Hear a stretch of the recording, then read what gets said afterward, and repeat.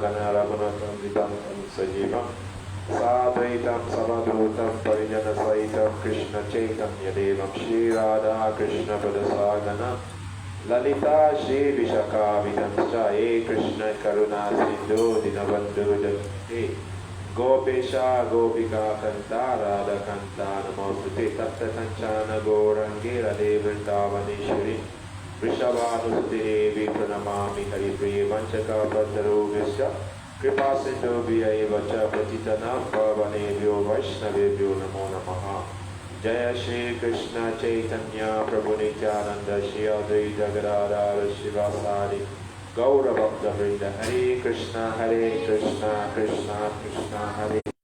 So we are reading from Canto 1, Chapter 2, text number 6. A very nice verse. And 1, 2, 6. Saivam Pumsha Parodamo Yato Bhakti Adochaje Aituki Apriyati Yata Yatma Suprasidati. Translation. The supreme occupation, Dharma, for all humanity is that by which men can attain to loving devotional service unto the transcendent Lord. Such devotional service must be unmotivated and uninterrupted to completely satisfy itself. So I will just read the purport. Purport by Divine Grace A.C. Bhaktivedanta Swami Srila Prabhupada Ki. Purport. In this statement, Srila Sutta Goswami answered the first question of the sages of Namisaraya. The sage asked him to summarize the whole range of revealed scriptures and present the most essential parts so that fallen people or the people in general might easily take it up. The Vedas describe two different types of occupation for the human being. One is called the pravritti marga, or the path of sense enjoyment, and the other is called the vritti marga, or the path of renunciation. The path of enjoyment is inferior, and the path of sacrifice for the supreme cause is superior. The material existence of the living being is a diseased condition of actual life. Actual life is a spiritual existence or Brahma Buddha existence, where life is eternal, blissful, and full of knowledge. Material existence is temporary, illusory, and full of miseries. There is no happiness at all. There is just a futile attempt to get rid of miseries. The temporary cessation of misery is mostly called happiness. Therefore, the path of progress, material enjoyment, which is temporary, miserable, and illusory, is inferior.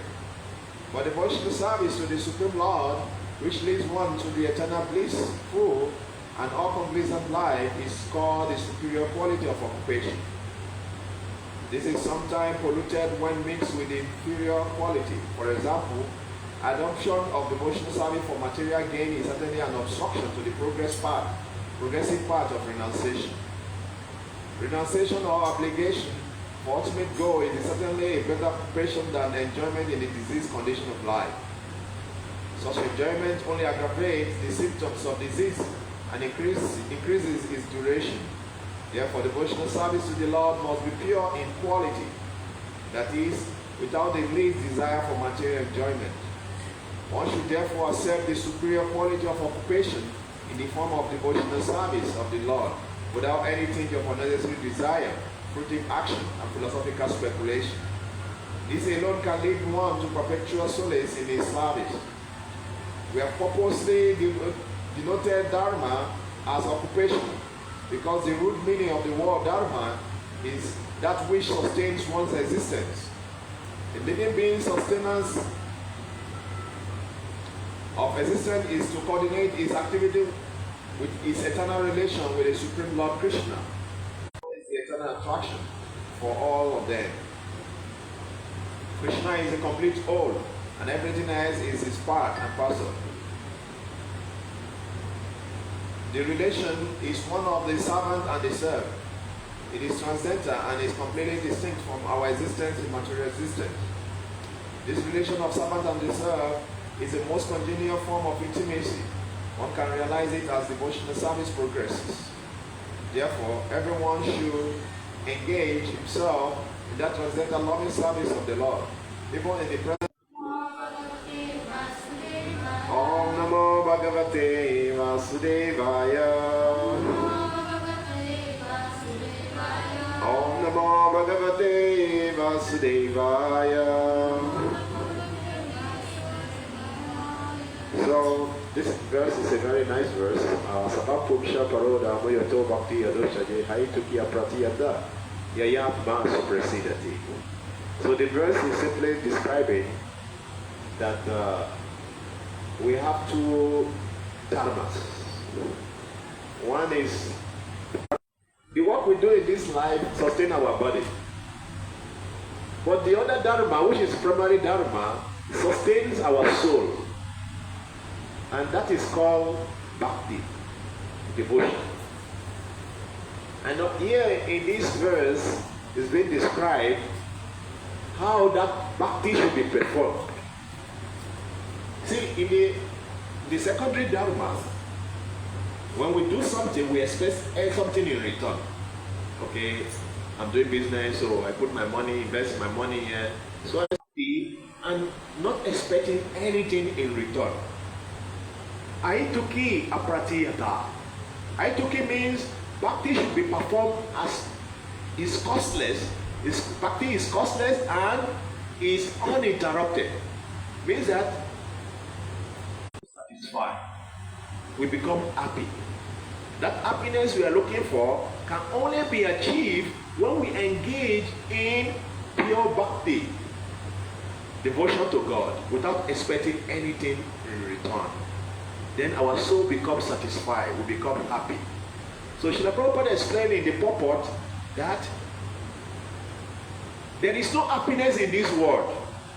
This world is just like a desert. No, we are all looking for happiness. You know, the little happiness we derive in this world is a sensation of miseries. When our miseries is a little bit relief, then we feel we are happy. That is what we get in this world. So that is why, so this month is a very special month. And there's a Ekadasi coming tomorrow. It's a very special Ekadasi, although Mata told me that you're observing in India today. Yeah. But we are in Philippines. Mata, you are in Philippines. So Philippines is tomorrow. Sunday you cannot pay for okay, ma'am. If you are performing till the evening and taking only supper, Ekadasi food also, the sin of many previous life will be eradicated. But if you can perform it dry till the following day, the sin of many hundreds of births will be eradicated. So we are suffering in this world because of sinful reactions. Whatever things we are experiencing in this world is due to sinful reactions. Everybody has his own miseries. The poor man has his own problem, the rich man has his own problem. Problem is different depending on your position. But this material world is full of problems like that because of our sinful reactions. So that is why in Ekadasi we have 4 days of Bhishma Panchaka. Very special days also. Generally in India, many sadhus, for those 5 days, they don't eat anything. Some take only, we observe it, I remember I was there in Mayapur, we observed Bhishma Panchaka. We were taking only Ekadasi food, roots and nuts, like that we were taking for 5 days. It was a very wonderful experience. So all these things, you don't know your karma when you grow old. When you grow. So when you burn some of those karma that are not good to when you grow old, then you become happy. You can live a happy life. So it's very, very important. So whether you are young, whether you are old, when we perform austerity to purify ourselves, we become happy. And engage in pure bhakti. You know, read the glories of the Ekadasi, read the glories of Bhishma Panchaka. Try your best. Try your best. Then you can become happy. Okay, so I will stop here. We're going to offer lamp. It's very, very auspicious to offer lamp in this month of Kartik. So we're going to sing the song and we can offer lamp. Okay, Hare Krishna. And when we're singing the song, you can read the meaning so that you can absorb yourself in the meaning of the song. The song are very